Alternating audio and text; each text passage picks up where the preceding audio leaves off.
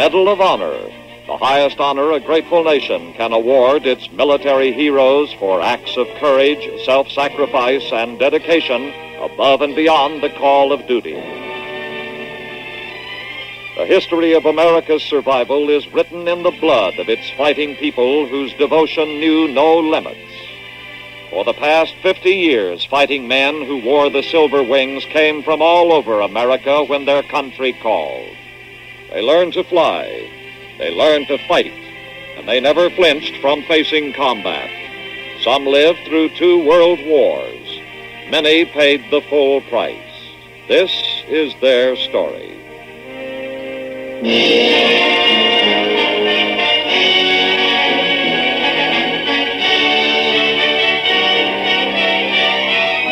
Born in 1911 in Michigan, Maynard Smith was the only son in a family of 6.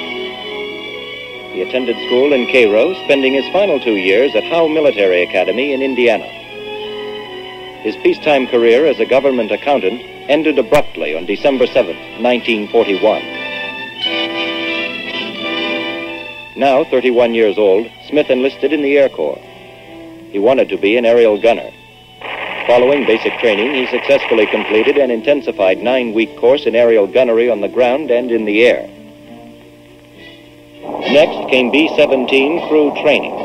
Smith's specialty was the ball turret, perhaps the most vulnerable spot in the aircraft, designed for one purpose only: heavy, concentrated fire at attacking fighters.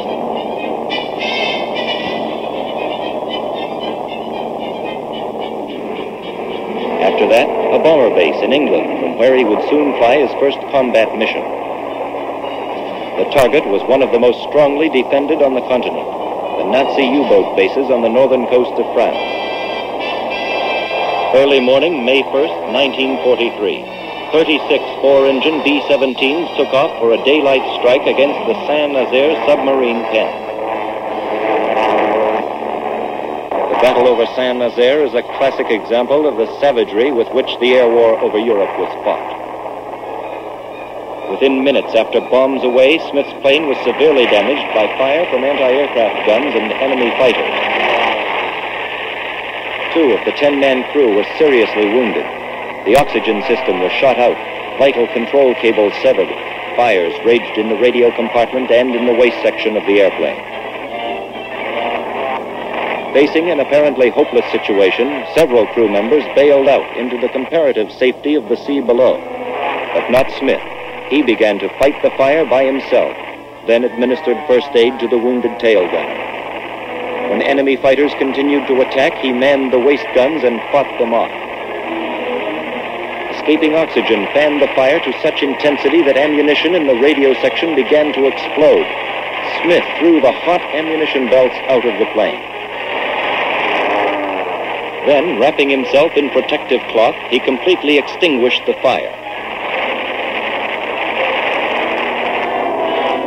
Only a handful of our bombers returned, few without dead or wounded.